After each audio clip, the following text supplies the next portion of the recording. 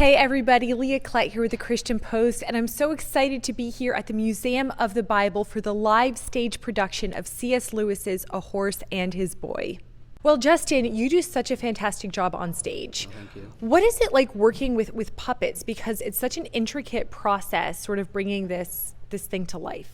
I love it. It's a lot to dive into, but there's four real big things that I teach our puppeteers. And the most important of all of them is humility. And that's why I love getting to do puppetry with who we are, because we're not just entertainment, but we're, this faith and Christianity all smashed into this entertainment venue. And a huge part of the Christian walk is humility, and it's a vital feature for anyone that's portraying puppets, because you're no longer, on the thespian on stage performing, but you're actually serving something else, an inanimate object, right? It's lifeless without us. So there's so many neat ways to grow as a human being, as a performer through puppetry. But we teach humility is the chief and most important thing. Self-awareness, there's a lot of self-awareness that goes into puppetry, and I love teaching young minds. We use a lot of youth in our show, so I love teaching them how to be self-aware, like how are you composing yourself, and that can apply to a lot of things outside of life. Situational awareness, right? Because when you're inside puppets, sometimes you can't always see and know what's going on, but you've always got to be thinking and keeping your mind engaged on not just what I'm doing and getting my job done. Again, humility, right? You've got to be aware of, am I serving my fellow puppeteers if we're working together in a team to make a horse come alive? Am I serving my fellow actors on stage? And then lastly, imagination. That's the fun part, because it takes imagination to build puppets, right? They're just pieces of foam and wood, and then it takes imagination as the performers to bring them to life, to breathe that life into them. What are these horses thinking? What are they feeling? What are they doing? And then it also takes imagination for the audience to take these nuts and bolts and foam and wood and take our movements and then to translate that into, oh, that horse is thinking this, or this lion is going to eat me, right? All these different things. So it's really neat. Those are just a quick overview of some of our teachings for our puppeteers. But that's how we start the process. And then from there, it's a lot of practical. We do a lot of training. We actually have a horse rancher who's come in and trained us like a horse. Okay. We go to zoos, study animals, lots of YouTube, read books, library time. So there's a lot of things that go into it, but it's a lot of fun. Now, A Horse and His Boy, it's one of C.S. Lewis's lesser-known books. Were you familiar with it before you brought this to the stage? I was spoiled as a young chap. My mother read all the books to me, so I was familiar in that sense. But since then, that was maybe, 15 years until we were like, let's do Horse and His Boy. So when we came to mounting this production, it was all pretty fresh going through it again. It was more of a, oh yeah, I kind of remember that. But it is a lesser known book, and I think that a lot of the people that have been seeing other Narnia productions, specifically Lion, Witch, and the Wardrobe, it's all over the world. Yeah. They're wanting more, and they're going to get more. Nobody's ever seen The Horse and His Boy. I mean, the films have done Caspian and Dawn Treader, and you've not seen The Horse and His Boy. So we're excited to bring this to all the fans of Narnia who've been wanting more, but also just in general, it's a Narnia story. Anybody that's familiar, they're going to lose their minds over it. But then those that aren't familiar, it's an incredible story that stands alone by itself, like so many of Lewis's works. You don't have to be a Christian, or you don't have to be whatever. It speaks to all people. There's comedy or romance, there's action, there's this visual spectacles. There's so many things that go into it. So. What does it mean to be on this stage, though? Because this is one of the biggest, maybe the biggest Christian stage in the country, and you're bringing this incredibly beloved story. What does this mean? If I'm being honest, it hasn't completely sunk in yet, right? No, we come from Taylor, South Carolina, which even people in South Carolina don't even know what that is. It's just a blip on the map. And then to now be here, it's a bit surreal. And the fact that it's called, like the name of the place alone just speaks to, we are on the stage that can share our message to the world. And it's just exciting. And we're in the heart of our nation's capital. And with what we do, we don't just entertain people, but we believe the stories we tell have truths that can impact people's lives for eternity. So then for that to be put in this world stage theater in the center of the heart of our nation's capital, it's all a bit, not overwhelming, but it's mind-blowing, I guess you could say. And we're very excited for the platform that God has allowed us to have for this time, for this moment. C.S. Lewis fans, they are a very particular bunch. Yes. What have you heard from Lewis purists who have seen this play?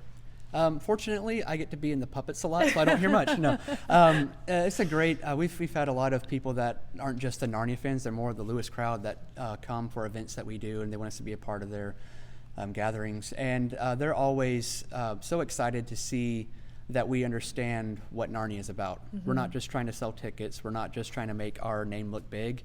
we are actually about the point of what Lewis was about. And he so craftily and artfully weaves his beliefs into these stories. And for us to be able to see those and really maximize and highlight them, that's where a lot of us in the purists align and connect on, is that we both share a heart for what Lewis's heart was. And this story touches on some difficult themes of, mental illness with, suicide ideation, identity, taking risks, so many things. Why is this story relevant right now, especially for young people? Because a lot of families are going to be coming and seeing you perform.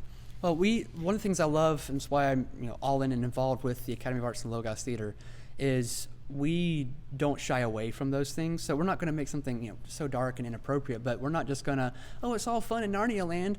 We actually take the time and put a lot of intentionality into every aspect of our show to really dive into those moments, because as you brought up, a lot of our youth in today's day and age, those issues are out there, and I think more and more we're becoming aware of them.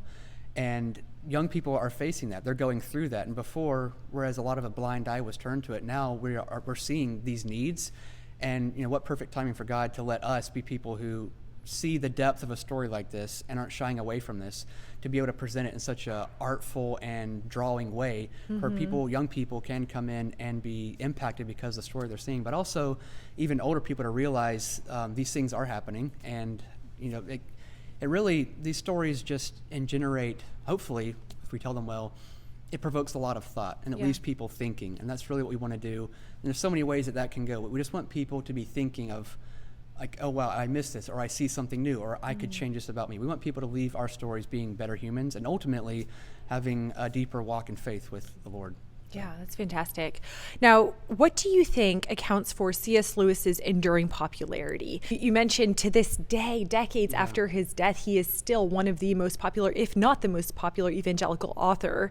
But he's also beloved by people who don't know the Lord. Yeah. Why is this? And I don't know if I have a great answer for that, other than my personal view on his works. I'm not as familiar with all the others, but with Narnia specifically, because that's what we're talking about here, it's just so well done. He's not, a big part of storytelling is not giving your audience too much, and he is so good at just giving you enough that makes you want to ask questions, that draws you in, that you have to make those connections yourself. But also his stories are just so beautiful. They're fun, they're young, so they get you at a young age, and then at an older age, if you ever revisit them, they're just as good, if not better, because you find there's more nuance to them. So he really had a great mind.